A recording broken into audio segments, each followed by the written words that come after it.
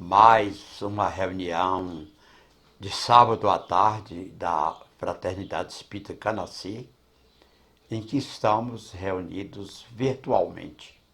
O tema bíblico do Novo Testamento, Sermão da Montanha, do livro Evangelho segundo o Espiritismo, de Allan Kardec, que faz parte do Pentateuco kardeciano. Um tema muito interessante, difícil, realmente não é fácil, que amai os vossos inimigos. Não é amai os vossos amigos, que seria o comum. Então, o Evangelho segundo o Espiritismo, capítulo 12, itens de 1 a 6. Amai os vossos inimigos. Aprendeste o que foi dito: amareis o vosso próximo e odiareis os vossos inimigos. Eu, porém, vos digo, Jesus falando aos seus discípulos e a todos os seguidores do eternamente. Eu, porém, vos digo, amai os vossos inimigos. Fazei o bem aos que vos odeiam e orai pelos que vos perseguem e caluniam. A fim de serdes filhos do vosso Pai que está nos céus e que faz se levante o sol para os bons e para os maus e que chova sobre os justos e injustos. Aí é a observação de Jesus a respeito do tema. Se só amardes os que vos amam, qual será a vossa recompensa? Não procedem assim também os publicanos? Se apenas os vossos irmãos saudardes, o que é que com isso fazeis mais do que os outros? Não fazem outro tanto os pagãos? Versículos 43 a 47 do famosíssimo capítulo 5 do Evangelho de Mateus, Sermão do Monte.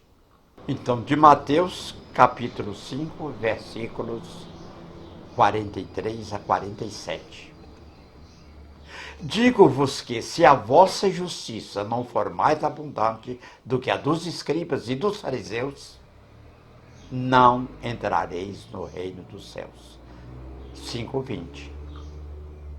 Se somente amardes os que vos amam, que mérito se vos reconhecerá, uma vez que as pessoas de má vida também amam os que as amam?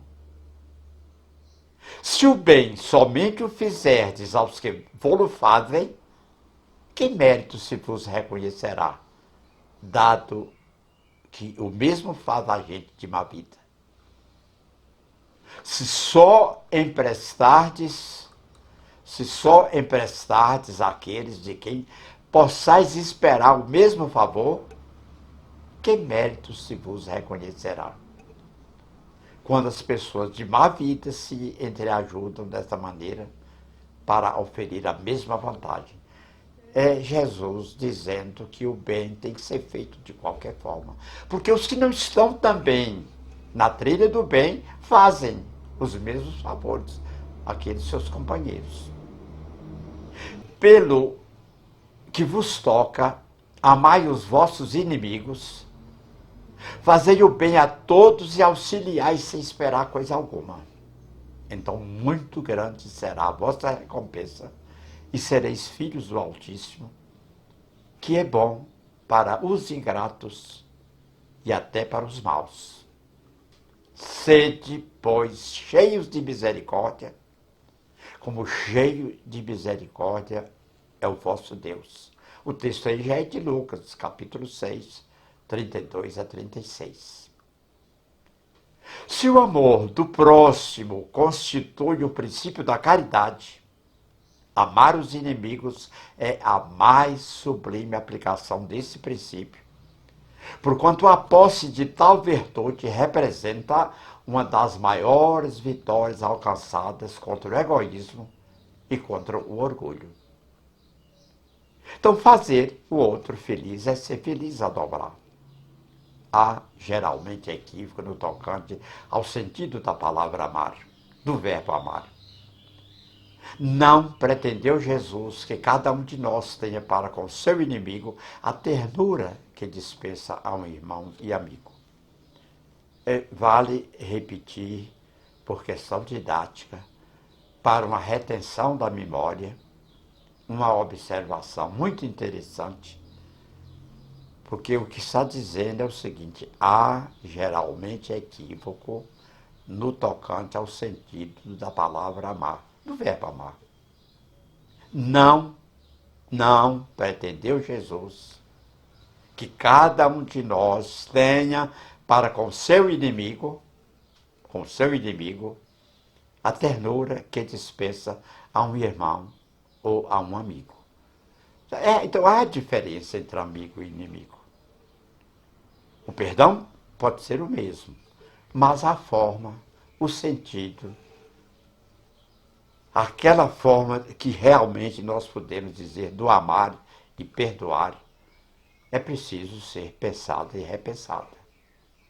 O afeto, a confiança e a ternura devem ser tão espontâneos quanto as águas cristalinas de um manancial. Palavras de Emmanuel.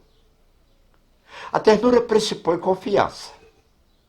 Ora, ninguém pode depositar confiança numa pessoa sabendo que essa pessoa lhe quer mal.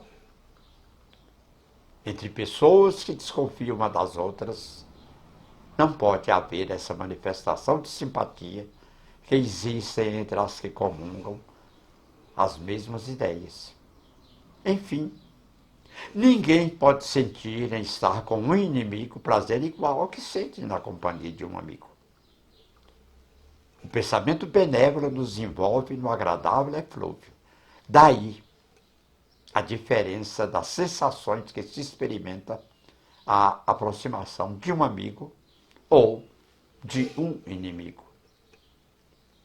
Amar os inimigos é não opor nenhum obstáculo à reconciliação com eles, é desejar-lhes o bem e não o mal, é experimentar júbilo em vez de pesar com o bem que lhes advenha. Então, o preceito de amar o inimigo parece de difícil prática. Dê no coração, assim ao amigo como ao inimigo, o mesmo lugar. Quer dizer, não vamos fazer diferença. Os sentimentos podem até nos forçar a ser diferentes, mas não vão fazer essa diferença. Então, a grande pergunta: como amar os inimigos? Amar os amigos nós sabemos. Amar os inimigos não é ter-lhes uma afeição que não está na natureza, visto que o contato de um inimigo nos faz bater o coração de modo muito diverso do que bater no contato com um amigo. Amar os inimigos é não lhes guardar ódio, nem rancor, nem desejos de vingança. É perdoar-lhes sem pensamento oculto e sem condições o mal que nos causem. É não opor nenhum obstáculo à reconciliação com eles. É desejar-lhes o bem e não o mal. Desejar o bem, não desejar o mal. É experimentar júbilo em vez de pesar com o bem que lhes advenha. É socorrê-los apresentando-se a ocasião. É abster-se, quer por amai os vossos inimigos, palavras, quer por atos, de tudo que possa prejudicar. E é finalmente retribuir sempre o mal com o bem, sem a intenção de os humilhar. Para o espírita, aí está o principal do nosso texto, muito diversa é a maneira de ver, porque suas vistas se lançam sobre o passado e sobre o futuro, entre os quais a vida atual não passa de um simples ponto. Então, no caso nosso de espíritas, esse fato de perdoar é lançar algo da nossa ideia, do nosso pensamento, do nosso modo de ser entre o passado e o futuro, que é a vida atual, que não passa de um simples ponto numa eternidade espiritual. Então, nas vidas sucessivas, para nós, há sempre o antes e o depois. O agora é o tempo que estamos vivendo, seja qual seja o tamanho de cada existência, de cada vida. Então, para nós, é o poder da paciência. Se não se queixa das provas, tampouco deve queixar dos que lhe servem de instrumento. Se em vez de se queixar, agradece a Deus o experimentá-lo, deve também agradecer a mão que lhe dá ensejo de demonstrar sua paciência e a sua resignação. Então, se alguém nos causa essa dificuldade, no fundo vamos agradecer, porque a dificuldade será sempre uma lição para nos levar mais acima na vida espiritual. Quanto mais generoso for, tanto mais se engrandece aos seus próprios olhos e se põe fora do alcance dos dardos do seu inimigo. Então, o bem será sempre reconhecido por amigos ou inimigos. Responder à ofensa com a ofensa é lavar lama com lama. Lavar lama com lama. A pessoa que no mundo ocupa elevada posição não se julga ofendido com os insultos daquele a quem considera o seu inferior. É o que diz que nada me atinge. A pessoa que está numa posição elevada sempre está pronta para não receber como ofensa o insulto de quem está abaixo. Nobre de alma é quem vive em harmonia, mantém o equilíbrio onde for. Para ser superior ao seu adversário,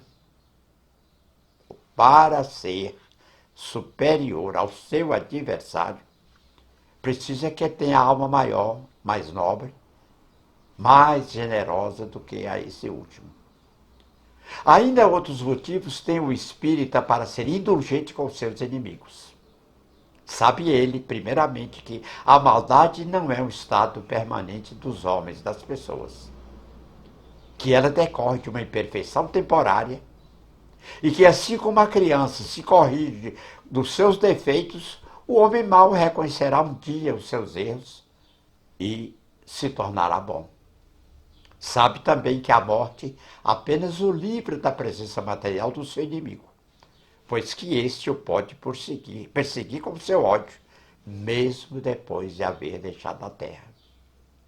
Que assim a vingança que tome falha ao seu objetivo, visto que, ao contrário, tem por efeito produzir maior irritação capaz de passar de uma existência para outra. Quer dizer, o amor ou o ódio passam e repassam, aqui na Terra como no mundo espiritual. Cabia ao Espiritismo demonstrar, por meio da experiência e da lei que rege as relações entre o mundo visível e o mundo invisível, que a expressão extinguir o ódio com o sangue é radicalmente falsa, que a verdade é que o sangue alimenta o ódio, mesmo no além-túmulo. A verdade é que o sangue alimenta o ódio, mesmo no além-túmulo. Cabia-lhe, portanto, apresentar uma razão de ser positiva e uma utilidade prática ao perdão e ao preceito do Cristo.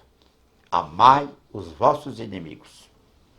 Não há coração tão perverso que não se mostre sensível ao bom proceder. Há o sem perdão e o com perdão. Sabendo aí na figura que o sem perdão vai e volta. Ação e reação.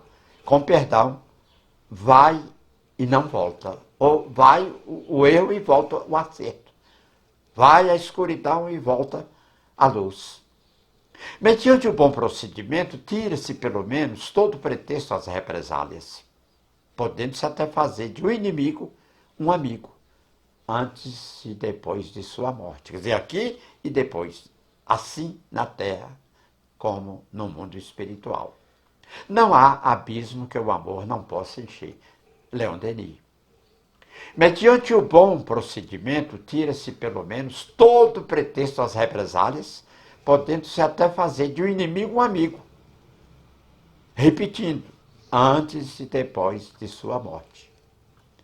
Chico Xavier, não dê abertura ao mal, não pratique o mal, não o desenvolva dentro de você e você estará imune a ele. Pode-se, portanto, contar inimigos assim entre os encarnados como entre os desencarnados. Os inimigos do mundo invisível manifestam sua malevolência pelas obsessões e subjugações. Repetindo Kardec, o amai os vossos inimigos. Importante usar de benevolência com os inimigos encarnados, aqui na Terra. Do mesmo modo se deve proceder com relação aos que se acham desencarnados ou no mundo espiritual. É assim que o mandamento amai os vossos inimigos não se circunscreve ao âmbito acanhado da terra e da vida presente. Antes, faz parte da grande lei da solidariedade e da fraternidade universais. Quase terminando. Os dois são caminhos antagônicos. O do prazer fisiológico, fim em si mesmo, decididamente o mais usado pela humanidade, ou a busca da evolução espiritual que passa pelo estudo, pelo saber, pela abstinência. Abstinência do mal. O indivíduo consciente entende que a sua vida não é o começo nem o fim de uma trajetória evolutiva. Em suas escolhas, vê oportunidades que formarão seu cabedal íntimo, indestrutível e eterno. Dante, o grande Dante Alighieri, da Itália, disse, ou melhor, avisou: feitos não fomos para viver como embrutecidos, mas para perseguir virtudes e conhecimentos. Então, nós não fomos criados para sermos brutos ou embrutecidos, mas para buscar virtudes, qualidades, luzes e conhecimento, e sabedoria, e ciência e filosofia. Então, já terminando, repetindo, reafirmando, amai os vossos inimigos. E, por favor, voltem a uma leitura mais atenta, mais segura, do capítulo 12, itens 1 a 6, do livro Evangelho segundo o Espiritismo, o centro dos nossos estudos de hoje. Uma boa tarde.